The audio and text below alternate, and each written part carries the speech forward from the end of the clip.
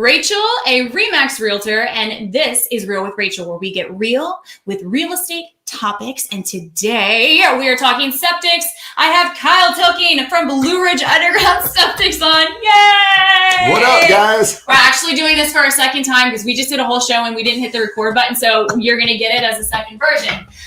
So septics, we are talking septics. A septic tank comes into play when your house, property, or structure is not hooked up to public wastewater disposal systems, public utilities. When you go to the bathroom, when you flush your toilet, when you do your sink, your washer, your dryer, any type of plumbing, it will go out of your house and it can either go into public utilities or it goes into a septic, usually a septic tank. So septic tank, concrete tank, usually we'll have a drain field outside of it. We've got the 3 different types of septics we talked about, the conventional one with the tank and the drain field, holding tank, and sand mound. Let's get into it. Hello. Hello. We're going to do this again. So septic tank. Correct. Give me an idea about the size, what it does, and what goes out of it and how it all works together and Let's kind of start where you started. I like kind of where Rachel went with that. Basically, exactly, your septic system. Just to start with, this is probably one of your most important systems if you are living in rural areas, this, that, the other. Your private well is muy importante, as well as your septic system, okay? Those are the big ticket items we like to say. And you can't see them, so that's where lots of times they go forgotten, but remember them, okay? Like Rachel just said. Make sure you remember. Septic, whether it's the water coming from your washer, water coming from your shower, water coming from, your sink, water coming from your toilet.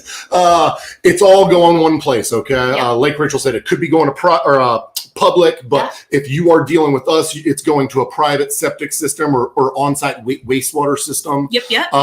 It's leaving your house through piping and it's going to a tank. This tank could be sized anywhere from 500 gallons up to around 2,000 gallons. Perfect. Depending on, this all goes based on the size of the house and the bedrooms that are in that house. Okay? Which is usually determined during a percolation test. Correct. And then when the house is built, obviously different time frames, different eras. So we did talk about that, how the bedrooms will typically dictate the size of the septic. Sometimes we realtors will say, hey, this is a 4-bedroom house. Inspector comes out, checks things out and says, this is really geared more for a 3-bedroom. We talked about the gray area of where a realtor would be like, just pump it more often, make sure you're maintaining it, you'll be fine. I still think it's ridiculous that it's based off of bedrooms anyways. Yes, and I would agree this is where you would come in and say, all right, let me give you the ins and outs. Yeah, exactly. Lots of times what we find is, when it comes to gauging, what size tank there should be just off of bedrooms.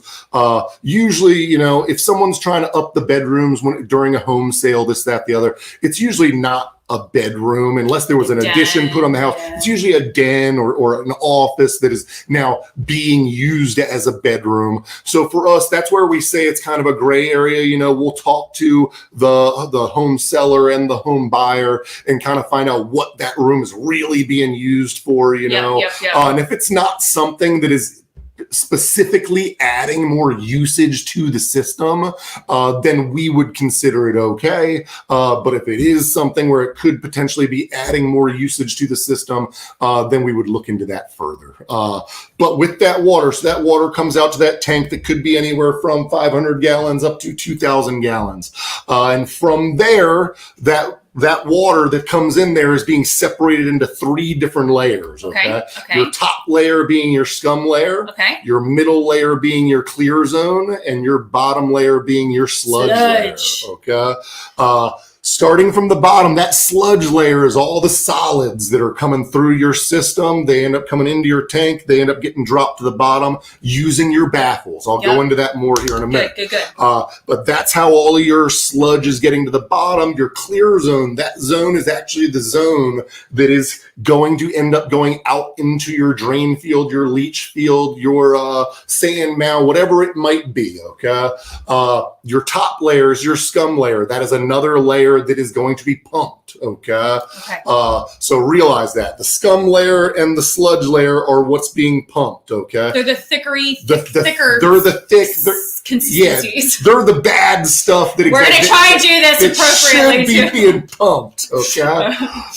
With no S-bombs. Yes. So the way that those layers end up forming actually is by your baffles. These are two very important components of the tank, and probably the most often that we see that need repair, replacement, or are broken in some type of way, shape, or form. Okay. These baffles, typically it's either a concrete baffle or a little bit new school. Nowadays, people are using what they call a PVC-T. Okay. Basically, it's PVC that comes out, and then it goes into a shape form. What all of this is doing, whether it's the concrete baffle or the PVC-T, when that wastewater is coming out to your tank, it's basically directing that water and that waste to go to the right area in the tank to make sure that it's ending up in the right spot. So if solids are coming into the tank, what that baffle is doing is it's directing the solids to go straight to the bottom of that tank so that they don't mix in with that clear zone. Okay. Got it. Yeah, that's the biggest thing that sometimes people exactly don't understand. Because it's not just all one big tank full of Correct. stuff. Yes. The solids are going to settle down, and Yes. those are things that you do want to have pumped ever so often, and we'll talk about that. Then the clear and the sludge. Yep. Scum. Clear, sludge. The top two is what is going to be filtered out and permeate or percolate throughout your ground area around you. Correct. So typically in an escrow, let's say you put an offer on a property, you're going to have a contingency. It's going to be your inspections. Sometimes we're not doing contingencies. In fact, most of the time we're not doing contingencies, but that does not mean that you still don't get these inspections, right? You just can't be contingent on them. So we would call up Kyle and we would say, hey, come do an inspection. Give me an idea of what that would entail, you being out there doing the inspection, and then we'll talk about the cost associated. Okay. So, with our system, the way that we have everything set up, what we kind of realized is, lots of times people needed inspections in a time crunch. Lots of times they were having difficulty getting a hold of people. And also nowadays with just tech and the way that things are, we wanted to bring a little bit of a new twist to this industry, to give consumers and clients and home buyers and realtors better access, better knowledge of what they're dealing with. Also, our reports are always available. Yes. They'll be on our website for years and years. So you always have access to these. Not touching the wrong button this time. But yeah, guys, here's the website. So it's really cool because you can do book right here. It'll give you access to the calendar. You can choose the time, play with it a little bit here, whatever works best for you or your client or homeowner, whatever works best for you. Hit continue and schedule it. There's his number right there. And this is everything about the company. But yeah, I love that it's easy to schedule. Obviously, I just but because that's me. But yeah, it's easy to schedule. And then you also give back a report that has all the pictures and all the tech when you're out there using technology. So that to me is a big deal. It's a new typically what people were getting when it comes to some of these inspections is you would get a piece of paper that maybe just said inlet baffle broken, tank showing overflow, and someone and even me years and years and years ago, I would just look at that piece of paper and it's like, what does that mean? And it's like, oh my gosh, the house is falling down. And you're just like, just fix it. But at the same time, I think that what we want for our clients, our consumers, our home buyers, is to give them a better idea and better knowledge of why whatever the issue it is happened, so that it doesn't continue to happen, or that you can hopefully prevent it from happening again in the future. It's basically trying to provide more knowledge. So after you end up setting up the inspection, what we'll do is we actually end up contacting the home seller to get them to fill out a questionnaire to see how the system has been maintained in prior years, because that is very important for us to know. We contact the county to get any county paperwork to find out things like we discussed earlier when it comes to how many bedrooms is the system rated for and things like that, to see if some of that stuff matches up. Once we have all that paperwork and stuff like that, we get out there actually for the inspection. If there is anybody there to actually view the inspection with us, we'll kind of give them a brief rundown of what we're going to do when we get there, and then we kind of start the process. Let's check the county paperwork, make sure that matches up with the property, and if it doesn't, we'll start a new drawing, so that way we're sure that our client or our customer ends up getting a correct drawing of where the system is with those details. Nice. From there, we will go inside of the house, check all of the plumbing, make sure all the plumbing is steering in the right directions and all connected going out to the tank where it should be going. Okay. From there, we will go to the tank, dig the tank if we need to dig the tank. That all is dependent on, if there's a riser there and what type of system it is. But once we access the tank, we'll check the lid, make sure the lid is in good sound condition. Then we go into the tank, make sure we don't actually go into the tank. We'll go in with our inspection full scuba gear, exactly. But we were talking earlier with tech, you do a snake if necessary. Yes, we will pull out the camera snake if necessary, because you do run into certain situations sometimes where, maybe water is backing up, or maybe we can't even find the tank. But we found the plumbing inside the house, and we found where the plumbing exits the house, but we can't find the tank because there's no county paperwork, XYZ, but there is plumbing. So what we'll do is we'll go inside the house, find a clean out inside the house. We'll open that up. We'll put our snake camera through there, and then we'll end up using our locator to actually find the tank that way. So it's kind of a combative thing, because otherwise, if there isn't an access with your septic tank, if there isn't a riser, which is common to not have risers, those are typically those green circles is usually what we see, guys. If you see those green circles, those are the access holes. But if those aren't there and the tank is completely submerged or buried, there are ways for you to find and inspect it, poke around a little bit, Like Rachel said, it's one way. Usually we will. And that isn't you guys, the best thing to do is to make sure that your tank is accessible so that they can do their job. Do they offer this service? Yes, but it's an additional service on top of the inspection, right? Correct, yes. Okay. Yes. Good, but we are offering, because we've found that there's actually more people out there that don't know where their tanks, especially what I think happens is sometimes people buy the house, and then they just don't know where the tank is. I mean, years go by. You trust your third party to do that investigation, and they do it, and then that is the last thought that you typically have. You're exactly until it's like, oh, wait a second, I need to pump it. Or something catastrophically goes wrong. And it's like, that's right. Better figure out where that is before this problem gets worse, But what is really cool is that you give all of that intel and how to do preventative stuff and how to access and things. Hey, if there isn't a riser during your inspection, this is what you can do. These are services that you provide. Correct. What does an inspection typically cost if it's ready to go, risers are there? Ready to go, risers are there. Septic inspection will cost $500, and we do always recommend a pump out with the inspection. We kind of discussed this a little bit earlier too. With the septic, yes, that includes everything. That includes us finding the tank, checking all your baffles, checking plumbing, and our full report, which you will get online within 24 hours with pictures of everything that we find. By the way, thank you for the 24-hour turnaround. I really like that, by the way. Of course.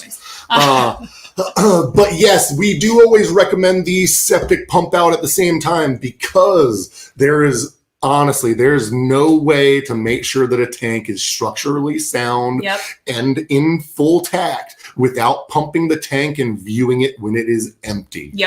This is, by all means, this is not a requirement by the state of Maryland at this given moment. But as me and Rachel had kind of talked earlier, the state of Maryland is going through legislation changes when it comes to the septic inspection arena, which should be changing some point this summer, where we do believe that it is going to become a requirement during septic inspections to pump at that time. That's interesting. Yeah, because at one of the conferences we were at just this past spring, MDE, Maryland Department of Environmental, came out, and they were leading us to believe that, as well as there will be other changes, because there is this thing going on right now where you can have ex-septic inspector come out and you hear a certain result, and then you can have Y inspection come out and get Z results. You're getting two results at the same property, which is wrong, should not be happening. There needs to be a standard. There needs to be a regulation certain things put into place. You're exactly right. And that's kind of what we've done here at Blue Ridge.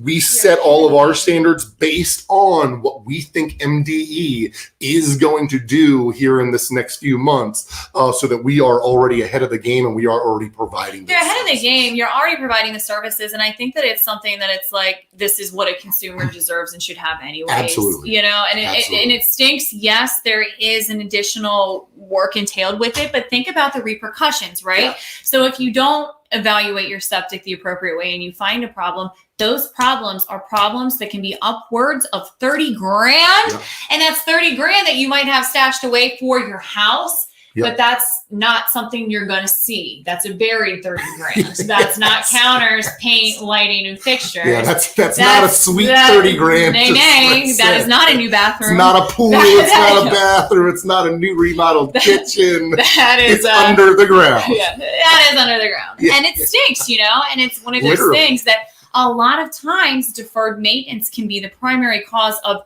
any issue in a property. Yeah. Really, deferred maintenance, these little tiny things that are missed can cause these huge things. So how often as a homeowner, as a consumer, would you recommend somebody pump their tank? I know we talked about you doing the 5-person analogy. Maybe we could do it again.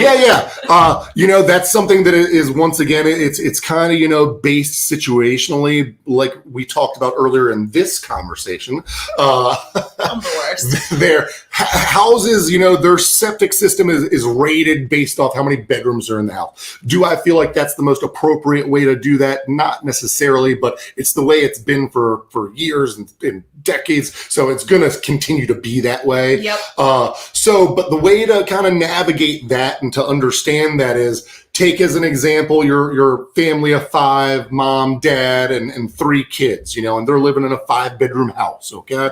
And that tank or that system is a 2,000 gallon tank for that 5-bedroom house, which is rated perfect, okay? Yep. So let's get to the pumping avenue, okay? Kids grow up. Kids go off to college. Kids are now out of that 5-bedroom house, and it's just mom and dad there. Okay. Hopefully. Hopefully. I agree. Okay. One day. Right. So mom and dad were pumping that system when the kids were there every 2 years. Okay. And that ended up being what was appropriate for that system. Kids are now gone, however. Okay. And it's just mom and dad there in that 5-bedroom house. Okay. They will not need to continue pumping that system every 2 years. Okay. My assumption, just kind of talking numbers here, I would say it could probably double, because you're taking 3 people out of that 5-person situation. So you can probably double whatever it was. Yeah. So then something that went from a 2-year pump as a family, consistently running water, flushing toilets, things like that, can now be a 4-year pump because of the amount of people living in the home and the amount that's being used. But the best way to find that information out, whether you're a buyer or a consumer, is to reach out to your inspector and engage and ask questions. Again, it's preventative. That's what they're here for, guys. They're here to help and give knowledge. It's something that we like to do and enjoy doing in the real estate industry. So don't hesitate to reach out and always get answers to your questions and get a feel for what's specific to your property. Don't be scared to ask questions. That's one thing. I'm glad Rachel brought that up. I think sometimes people, whether it's, you know, scared, intimidated, whatever it is, if someone comes to pump your tank, they're there doing you a service. Okay. You're paying them to do that service for you. So don't be scared to ask questions. If they come there to pump that tank, my recommendation to anybody would be, ask them when they pump that tank, you know, how close was I to being, you know, at that threshold point? Could I have gone longer? This, that, the other.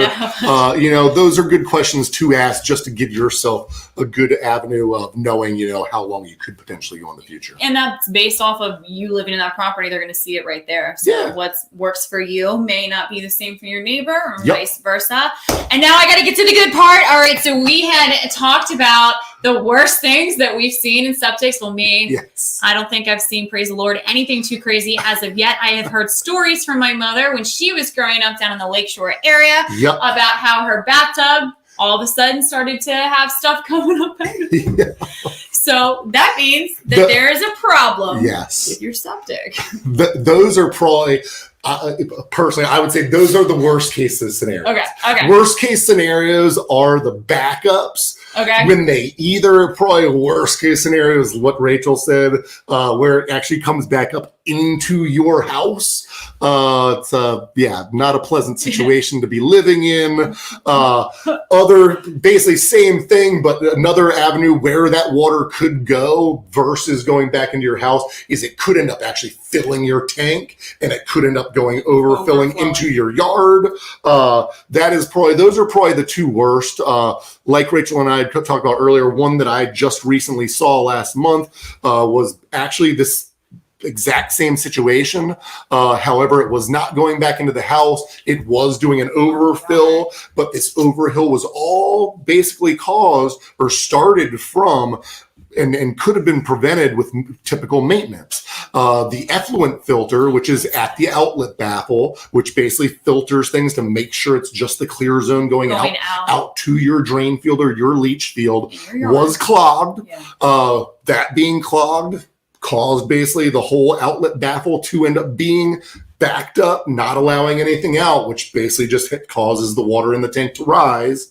So yes, that's something where, yes, you want to make sure you're cleaning those effluent filters, and that's going back to risers like we talked about earlier. Yeah. It could be great to put a riser for access if you have an effluent filter over that outlet area to make sure that that's being cleaned. See, that's awesome. And then we also touched on the BAT systems, yes. And how some of those systems will have like an alarm. Yes. I've seen in some properties, it's an alarm system that alerts you once your tank gets to a certain level. Yes. I guess there's a meter or some type of bobby thingy that goes off. You're exactly right. Ding, ding, ding. Yep. So that's nice with technology.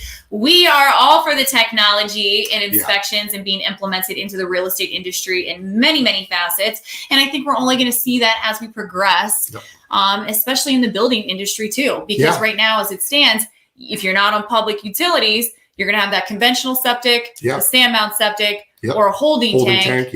And seepage pits. Some of us that like to not be constrained by what the government can tell us, we don't like that. So we want something else, another option that's going to safely and appropriately get rid of sewage. But until then, until the what did we say? The vaporizer? Oh.